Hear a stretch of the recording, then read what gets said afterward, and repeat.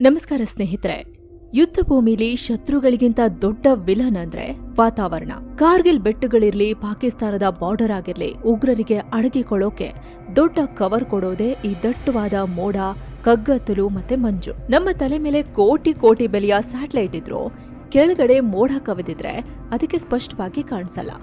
ಒಂದ್ ವೇಳೆ radar imaging satellite ಬಳಸಿದ್ರೆ ಅದು ಬ್ಲಾಕ್ ಅಂಡ್ ವೈಟ್ ಅಲ್ಲಿ ಇಮೇಜ್ ಕೊಡುತ್ತೆ. ಅದನ್ನ ಪ್ರಾಸೆಸ್ ಮಾಡೋಕೆ ಹೆಚ್ಚು ಟೈಮ್ ಬೇಕು. ಆದ್ರೀಗ ಈ ಪ್ರಾಬ್ಲಮ್ಗೆ ಬೆಂಗಳೂರಿನ ಸ್ಟಾರ್ಟ್ಅಪ್ ಕಂಪನಿಯೊಂದು ಇನ್ಸ್ಟಂಟ್ ಸೊಲ್ಯೂಷನ್ ಹುಡುಕಿದೆ. ಕತ್ತಲು ಮೋಡ ಮಂಜನ್ನ ಸೀಳ್ಕೊಂಡು ಶತ್ರುಗಳನ್ನ ಸ್ಕ್ಯಾನ್ ಮಾಡೋಕೆ ಮೂರನೇ ಕಣ್ಣನ ಆಕಾಶಕ್ಕೆ ಕಳಿಸಲಾಗಿದೆ. ಅದೇ ವಿಶ್ವದ ಮೊಟ್ಟ ಮೊದಲ ಆಪ್ಟೋಸಾರ್ ಸ್ಯಾಟಲೈಟ್. ಅಷ್ಟಕ್ಕೂ ಏನಿದು ಆಪ್ಟೋಸಾರ್ ಟೆಕ್ನಾಲಜಿ? ಮೋಡದ ಹಿಂದೆ ಬಚ್ಚಿಟ್ಟಿರೋ ಶಸ್ತ್ರಾಸ್ತ್ರಗಳನ್ನ ಪತ್ತೆ ಹಚ್ಚೋದು ಹೇಗೆ? ಈ ಸ್ಯಾಟಲೈಟ್ ಇಂದ ಏನೆಲ್ಲ ಉಪಯೋಗ ಇದೆ? ಬನ್ನಿ ಇವತ್ತು ನಮ್ಮ ಸೇನೆಗೆ ಸಿಕ್ಕಿರೋ ಈ ಹೊಸ ಬ್ರಹ್ಮಾಸ್ತ್ರದ ಬಗ್ಗೆ ಕ್ವಿಕ್ ಆಗಿ ತಿಳ್ಕೊಳ್ಳೋಣ. ಭಾರತದ ಅತಿ ದೊಡ್ಡ ಖಾಸಗಿ ಸ್ಯಾಟಲೈಟ್. ಏನಿದು ಮಿಷನ್ ದೃಷ್ಟಿ?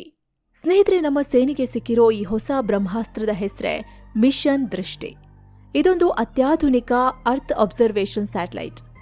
ಅಂದ್ರೆ ಭೂಮಿಯ ಮೇಲ್ಮೈಯನ್ನ ನಿರಂತರವಾಗಿ ಮಾನಿಟರ್ ಮಾಡೋಕೆ ಅಂತಾನೆ ಡಿಸೈನ್ ಮಾಡಿರೋ ಸ್ಯಾಟಲೈಟ್.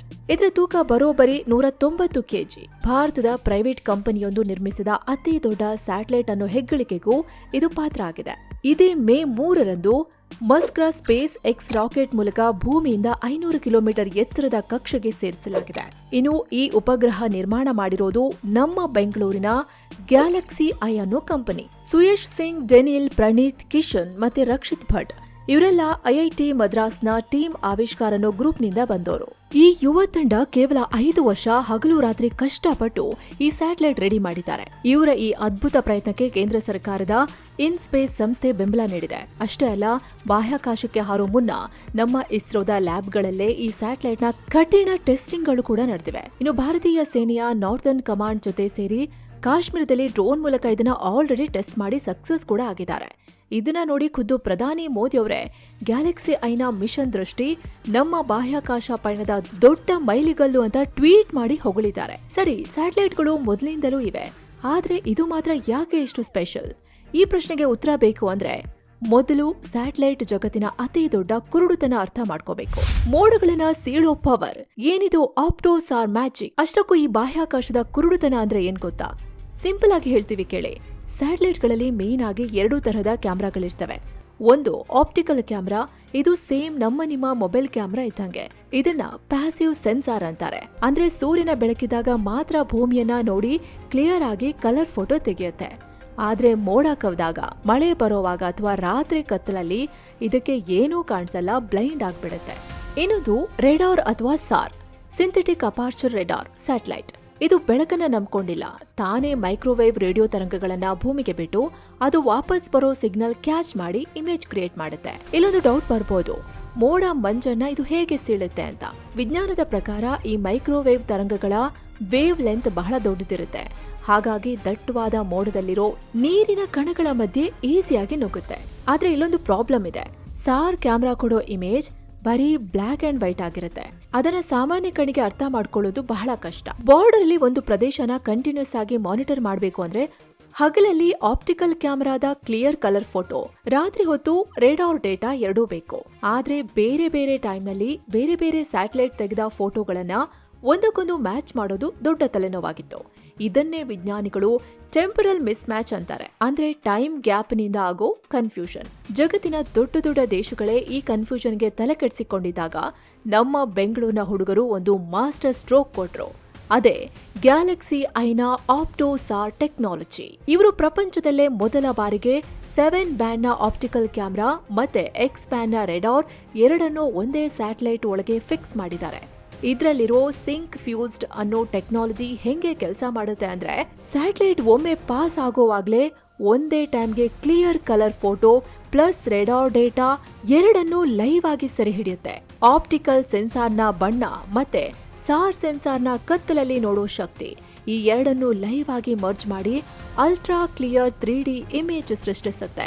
500 ಕಿಲೋಮೀಟರ್ ಮೇಲಿಂದ ನೋಡಿದ್ರೂ ಭೂಮಿ ಮೇಲಿರೋ ಒಂದು ಸಣ್ಣ ಗಾತ್ರದ ವಾಹನವನ್ನು ಕೂಡ ಅತ್ಯಂತ ಸ್ಪಷ್ಟವಾಗಿ ಗುರುತಿಸುತ್ತೆ. ಹವಾಮಾನ ಹೇಗೆ ಇದ್ರೂ ಟೈಮ್ ಮಿಸ್ ಮ್ಯಾಚ್ ಆಗೋ ಚಾನ್ಸೇ ಇಲ್ಲ. ಅಂತರಿಕ್ಷದಲ್ಲೇ ಥಿಂಕ್ ಮಾಡೋ ಸೂಪರ್ ಕಂಪ್ಯೂಟರ್.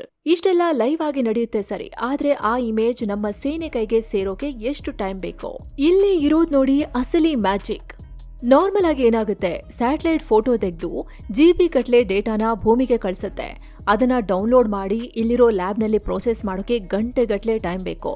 ಅಷ್ಟ್ರೊಳಗೆ ಬಾರ್ಡರ್ನಲ್ಲಿ ಶತ್ರುಗಳು ಜಾಗ ಖಾಲಿ ಮಾಡಿರ್ತಾರೆ. ಆದ್ರೆ ನಮ್ಮ ಈ ದೃಷ್ಟಿ ಸ್ಯಾಟಲೈಟ್ ಸಿಕ್ಕಾಪಟ್ಟೆ ಸ್ಮಾರ್ಟ್. ಯಾಕಂದ್ರೆ ಇದ್ರ ಒಳಗೆ ಜಗತ್ತಿನ ನಂಬರ್ 1 ಚಿಪ್ ಕಂಪನಿ ಎನ್ವಿಡಿಯಾದ ಜೆಟ್ಸನ್ ಒರಿನ್ ಸೀರೀಸ್ನ ಪವರ್ಫುಲ್ ಚಿಪ್ ಇದೆ. ಇದನ್ನ ಎಡ್ಜ್ AI ಇನ್ ಸ್ಪೇಸ್ ಅಂತ ಕರೀತಾರೆ. ಅಂದ್ರೆ GB ಗಟ್ಲೆ ಡೇಟಾವನ್ನ ಭೂಮಿಗೆ ಕಳಿಸೋ ಬದಲು ಅಂತರಿಕ್ಷದಲ್ಲೇ ಆ ಸ್ಯಾಟಲೈಟ್ ಒಳಗೇನೆ ಪ್ರಾಸೆಸ್ ಆಗುತ್ತೆ. ಕೆಳಗಡೆ ಇರೋದು ಶತ್ರುಗಳ ಟ್ಯಾಂಕರ ಅಥವಾ ಬರೀ ಮರನ ಅಂತ ಆ AI ತನಗೆ ಸಿಕ್ಕಿರೋ ಡೇಟಾನ ಇಟ್ಕೊಂಡು ಅನಲೈಸ್ ಮಾಡುತ್ತೆ. ಆಮೇಲೆ ಭೂಮಿಗೆ ಬರೀ ಆ ಇಮೇಜ್ನ ಫೈನಲ್ ರೆಡಿ ರಿಪೋರ್ಟ್ನ ಮಾತ್ರ ಕಳಿಸುತ್ತೆ. ಇದರಿಂದ ಡೇಟಾ ಡೌನ್ಲೋಡ್ ಆಗೋ ಟೈಮ್ ಉಳಿಯುತ್ತೆ, ಜೊತೆಗೆ ಡೇಟಾ ಟ್ರಾನ್ಸ್ಫರ್ ಬ್ಯಾಂಡ್ವಿಡ್ತ್ ಕೂಡ ಸೇವ್ ಆಗುತ್ತೆ. ಟೆಕ್ನಿಕಲ್ ಭಾಷೆಯಲ್ಲಿ ಇದನ್ನ ಲೋ ಲ್ಯಾಟೆನ್ಸಿ ಅಂತಾರೆ. ಅಂದ್ರೆ ಬಾರ್ಡರ್ನಲ್ಲಿ ಏನಾದ್ರೂ ಅನುಮಾನಾಸ್ಪದ ಚಲನವಲನ ಕಂಡ್ರೆ ಕೇವಲ ಕ್ಷಣಾರ್ಧದಲ್ಲಿ ಅದರ ನಿಖರ ಮಾಹಿತಿ ಡೈರೆಕ್ಟ್ ಅಲರ್ಟ್ ರೂಪದಲ್ಲಿ ನಮ್ಮ ಆರ್ಮಿ ಕಮಾಂಡರ್ಗಳ ಕೈ ಸೇರುತ್ತೆ. ರಣರಂಗಕ್ಕೂ ಸೈ, ರೈತರಿಗೂ ಜೈ. ಕೇವಲ ಟೆಕ್ನಾಲಜಿ ಮಾತ್ರ ಅಲ್ಲ, ಈ ದೃಷ್ಟಿ ಸ್ಯಾಟಲೈಟ್ ನಮ್ಮ ಬಾರ್ಡರ್ ಕಾಯೋ ಸೈನಿಕರಿಗೆ ಒಂದು ರಕ್ಷಾ ಕವಚ ರೀತಿ ಕೆಲಸ ಮಾಡಲಿದೆ. ಯುದ್ಧದ ಸಮಯದಲ್ಲಿ ಅಥವಾ ಗಡಿಯಲ್ಲಿ ಟೆನ್ಷನ್ ಇದ್ದಾಗ ಶತ್ರುಗಳು ತಮ್ಮ ಟ್ಯಾಂಕರ್ ಅಥವಾ ಆಯುಧಗಳನ್ನ ಬಚ್ಚಿಡೋಕೆ ಒಂದು ಪ್ಲಾನ್ ಮಾಡ್ತಾರೆ. ಮರದ ಗೆಲ್ಲುಗಳು, ಎಲೆಗಳು ಇಲ್ಲ ಪ್ಲಾಸ್ಟಿಕ್ ಟಾರ್ಪ್ಲಿನ್ ಹಾಕಿ ಅದನ್ನ ಕವರ್ ಮಾಡ್ತಾರೆ. ಮಿಲಿಟರಿ ಭಾಷೆಯಲ್ಲಿ ಇದನ್ನ ಕ್ಯಾಮೋಫ್ಲಾಜ್ ಅಂತಾರೆ. ಮೇಲಿಂದ ನೋಡೋ ನಾರ್ಮಲ್ ಆಪ್ಟಿಕಲ್ ಸ್ಯಾಟಲೈಟ್ಗೆ ಅದು ಬರೀ ಕಾಡಿನಂತೆ ಇಲ್ಲ ಪೊದೆಯಂತೆ ಕಾಣುತ್ತೆ. ಆದ್ರೆ ದೃಷ್ಟಿಯ ಆಪ್ಟೋಸಾರ್ ಟೆಕ್ನಾಲಜಿ ಅಸಲಿ ಮ್ಯಾಜಿಕ್ ಮಾಡೋದೇ ಇಲ್ಲಿ. ಇದರ ಮೈಕ್ರೋವೇವ್ ರೇಡಿಯೇಷನ್ ಆ ಎಲೆಗಳನ್ನ ಟಾರ್ಪ್ಲಿನ್ ಕವರ್ ಅನ್ನ ಸೀಳ್ಕೊಂಡು ಒಳಹೋಗುತ್ತೆ. ಅಲ್ಲಿ ಅಡಗಿರೋ ಲೋಹದ ಅಂದ್ರೆ ಮೆಟಲ್ ಶಸ್ತ್ರಾಸ್ತ್ರಗಳಿಗೆ ಬಡಿದು ವಾಪಸ್ ಬರುತ್ತೆ. ಅಲ್ಲಿರೋದು ಮರವಲ್ಲ, ಶತ್ರುಗಳ ಟ್ಯಾಂಕರ್ ಅಂತ ಪಕ್ಕಾ ಪತ್ತೆ ಹಚ್ಬಿಡುತ್ತೆ. ಒಂದ್ ವಿಷಯ ಕ್ಲಿಯರ್ ಇರ್ಲಿ, ಇದೇನು ಎಕ್ಸ್ರೇ ಕಣ್ಣಲ್ಲ, ಭೂಮಿ ಒಳಗೆಲ್ಲ ನೋಡೋಕ್ಕಾಗಲ್ಲ. ಆದ್ರೆ ಪ್ಲಾಸ್ಟಿಕ್ ಟೆಂಟ್ಗಳನ್ನ ಸೀಳಿ ಮೆಟಲ್ ಅನ್ನ ಹುಡುಕೋ ತಾಕತ್ತು ಖಂಡಿತ ಇದಕ್ಕಿದೆ. ನಮ್ಮ ಗಡಿಗಳಾದ ಪಾಕಿಸ್ತಾನದ LOC ಮತ್ತು ಚೀನಾದ LACಯಲ್ಲಿ ವರ್ಷದ ಬಹುಪಾಲು ಸಮಯ ಹಿಮ ಮತ್ತು ದಟ್ಟ ಮೋಡಗಳಿರುತ್ತೆ. ಉಗ್ರರು ಇದೇ ಕತ್ತಲೆಯ ಲಾಭ ಪಡೆದು ನುಸುಳ್ತಾರೆ. ಇದನ್ನ ಮಾನಿಟರ್ ಮಾಡೋಕ್ಕೂ ಕೂಡ ಈ ಸ್ಯಾಟಲೈಟ್ ನ ಯೂಸ್ ಮಾಡ್ಕೋಬಹುದು. ನಾಳೆ ಏನಾದ್ರೂ ಸರ್ಜಿಕಲ್ ಸ್ಟ್ರೈಕ್ ನಂತ ಆಪರೇಷನ್ ಮಾಡಬೇಕು ಅಂದ್ರೆ ಅಕ್ಯುರೇಟ್ ಪ್ಲಾನ್ ಮಾಡೋಕೆ ಸೇನೆಗೆ ಇದು ಉಪಯೋಗ ಬರುತ್ತೆ. ಇನ್ನು ಬರೀ ಭೂಮಿ ಮೇಲಿನ ಬಾರ್ಡರ್ ಅಷ್ಟೇ ಅಲ್ಲ, ಸಮುದ್ರದ ಮೇಲೆ ಕೂಡ ಈ ಸ್ಯಾಟಲೈಟ್ ಕಣ್ಣಿಟ್ಟಿರುತ್ತೆ. ಕಳ್ಳ ಸಾಗಾಣಿಕೆದಾರರು ಅಥವಾ ಶತ್ರು ದೇಶದ ಹಡಗುಗಳು ತಮ್ಮ ಲೊಕೇಶನ್ ಸಿಸ್ಟಮ್ ಆಫ್ ಮಾಡಿ ಕತ್ತಲಲ್ಲಿ ನುಸುಳಿದ್ರು ಈ ಸ್ಯಾಟಲೈಟ್ ಅವರನ್ನ ಟ್ರ್ಯಾಕ್ ಮಾಡುತ್ತೆ. ಇದರ ಜೊತೆಗೆ ಈ ಎಕ್ಸ್ ಬ್ಯಾಂಡ್ ರೆಡಾರ್ಗೆ ಇನ್ನೊಂದು ಅಚ್ಚರಿಯ ಶಕ್ತಿ ಇದೆ. ಅದೇ ಮಿಲಿಮೀಟರ್ ಲೆವೆಲ್ ಟ್ರ್ಯಾಕಿಂಗ್. ಅಂದ್ರೆ ಗಡಿಯಾಚೆ ಉಗ್ರರು ಭೂಮಿ ಒಳಗೆ ಏನಾದ್ರೂ ಸೀಕ್ರೆಟ್ ಆಗಿ ಬಂಕರ್ ಅಥವಾ ಸುರಂಗ ತೋಡ್ತಿದ್ರೆ ಅಲ್ಲಿ ಭೂಮಿಯ ಮೇಲ್ಮೈಯಲ್ಲಾಗೋ ಮಿಲಿಮೀಟರ್ನಷ್ಟು ಬದಲಾವಣೆಯನ್ನ ಕೂಡ ಇದು ಪತ್ತೆ ಹಚ್ಚಿ ನಮ್ಮ ಸೇನೆಗೆ ಮುನ್ಸೂಚನೆ ಕೊಡುತ್ತೆ. ಇಷ್ಟೆಲ್ಲ ಮಿಲಿಟರಿ ಪವರ್ ಇರೋ ದೃಷ್ಟಿ ಕೇವಲ ಯುದ್ಧಕ್ಕೆ ಮಾತ್ರ ಸೀಮಿತ ಅಲ್ಲ, ಭಾರತದ ರೈತರಿಗೂ ಜನಸಾಮಾನ್ಯರಿಗೂ ಇದರಿಂದ ಅಷ್ಟೇ ಲಾಭ ಇದೆ. ಈ ಸ್ಯಾಟಲೈಟ್ ಭೂಮಿ ಮೇಲಿನ ಒಂದು ಜಾಗವನ್ನ ಪ್ರತಿ 4 ದಿನಕ್ಕೊಮ್ಮೆ ಮತ್ತೆ ಕವರ್ ಮಾಡುತ್ತೆ. ದೇಶದಲ್ಲಿ ಭಾರೀ ಪ್ರವಾಹ ಇಲ್ಲ ಸೈಕ್ಲೋನ್ ಬಂದಾಗ ಆಕಾಶ ಪೂರ್ತಿ ಕಪ್ಪಾದ ಮೋಡ್ಗಳಿಂದ ಮುಚ್ಚಿರುತ್ತೆ. ಆಗ ಹೆಲಿಕಾಪ್ಟರ್ ಕೂಡ ಹಾರೋಕೆ ಆಗಲ್ಲ. ಅಂತಹ ಟೈಮ್ನಲ್ಲಿ ಎಲ್ಲಿ ಪ್ರವಾಹ ಬಂದಿದೆ, ಯಾವ ಹಳ್ಳಿಗೆ ನೀರು ನುಗ್ಗಿದೆ, ಎಲ್ಲಿ ರಕ್ಷಣಾ ಪಡೆ ಕಳಿಸಬೇಕು ಅಂತ ನಿಖರವಾದ ಲೈವ್ ಮ್ಯಾಪ್ ಕೊಡೋಕೆ ಈ ಆಪ್ಟೋಸಾರ್ ಸಹಾಯ ಮಾಡುತ್ತೆ. ಇನ್ನು ಕೃಷಿ ವಲಯದಲ್ಲಂತೂ ಇದು ಭಾರಿ ಉಪಯುಕ್ತ. ಬೆಳೆಗಳ ಆರೋಗ್ಯ ಹೇಗಿದೆ, ಮಣ್ಣಿನ ಒಳಗೆ ತೇವಾಂಶ ಎಷ್ಟಿದೆ ಮತ್ತು ಈ ವರ್ಷದ ಇಳುವರಿ ಎಷ್ಟು ಬರಬಹುದು ಅನ್ನೋದನ್ನ ಸೈಂಟಿಫಿಕ್ ಆಗಿ ಲೆಕ್ಕಾಚಾರ ಹಾಕೋಕೆ ಈ ಡೇಟಾ ಸರ್ಕಾರಕ್ಕೆ ಮತ್ತು ಕೃಷಿ ಇಲಾಖೆಗೆ ಭಾರಿ ಹೆಲ್ಪ್ ಆಗಲಿದೆ. ಒಂದೇ ಒಂದು ಸ್ಯಾಟಲೈಟ್ ಇಷ್ಟೆಲ್ಲ ಕೆಲಸ ಮಾಡುತ್ತೆ ಅಂದ್ರೆ ಇಂತಹ 10 ಸ್ಯಾಟಲೈಟ್ಗಳು ಅಂತರಿಕ್ಷಕ್ಕೆ ಹೋದ್ರೆ ಹೇಗಿರುತ್ತೆ? ಎಸ್, ಇದು ಕೇವಲ ಆರಂಭ ಅಷ್ಟೇ. ಗ್ಯಾಲಕ್ಸಿ ಐ ಕಂಪನಿಯ ಈ ಯುವಕರ ಮುಂದಿನ ಬಿಗ್ ಪ್ಲಾನ್ ಬಹಳ ದೊಡ್ಡದಿದೆ. 2029-2030 ಹೊತ್ತಿಗೆ ಇಂಥದ್ದೇ 8 ರಿಂದ 12 ಸ್ಯಾಟಲೈಟ್ಗಳ ದೊಡ್ಡ ಬೃಹತ್ ಗುಂಪನ್ನ ಅಂತರಿಕ್ಷಕ್ಕೆ ಸೇರಿಸೋ ಮೆಗಾ ಪ್ಲಾನ್ ಮಾಡ್ಕೊಂಡಿದ್ದಾರೆ. ಇದರಿಂದ ಭಾರತದ ಜೊತೆಗೆ ಜಗತ್ತಿನ ಯಾವುದೇ ಮೂಲೆ ಬೇಕಿದ್ರೂ ಕೇವಲ ಕ್ಷಣಾರ್ಧದಲ್ಲಿ ನಮಗೆ ಕವರ್ ಆಗುತ್ತೆ. ಗ್ಲೋಬಲ್ ಸ್ಪೇಸ್ ಮಾರ್ಕೆಟ್ನಲ್ಲಿ ಭಾರತದ ಖಾಸಗಿ ವಲಯದ ಪವರ್ ಹೇಗೆ ಹೆಚ್ಚಾಗ್ತಿದೆ, ನಮ್ಮ ಪ್ರೈವೇಟ್ ಸ್ಪೇಸ್ ಸೆಕ್ಟರ್ ಎಷ್ಟು ವೇಗವಾಗಿ ಬೆಳೀತಿದೆ ಅನ್ನೋದನ್ನ ಇದು ಇಡೀ ಜಗತ್ತಿಗೆ ತೋರಿಸ್ಕೊಟ್ಟಿದೆ. ಒಂದ್ ಕಡೆ ನಮ್ಮ ಇಸ್ರೋ ಜಗತ್ತೇ ತಿರುಗಿ ನೋಡುವಂತಹ ಸಾಧನೆ ಮಾಡ್ತಿದ್ರೆ, ಇನ್ನೊಂದ್ ಕಡೆ ಅದೇ ಇಸ್ರೋ ಜೊತೆಗೆ ಭಾರತದ ಇಂತಹ ಯುವ ಸ್ಟಾರ್ಟ್ಅಪ್ಗಳು ಹೆಗ್ಲಿಗೆ ಹೆಗಲು ಕೊಟ್ಟು ನಿಂತಿವೆ ಅನ್ನೋದು ನಿಜಕ್ಕೂ ಪ್ರತಿಯೊಬ್ಬ ಭಾರತೀಯನಿಗೂ ಹೆಮ್ಮೆಯ ವಿಚಾರ. ಭಾರತೀಯ ಯುವಕರ ಮಿಷನ್ ದೃಷ್ಟಿಯ ಸಾಧನೆ ಬಗ್ಗೆ ನಿಮ್ಮ ಅನಿಸಿಕೆ ಏನು?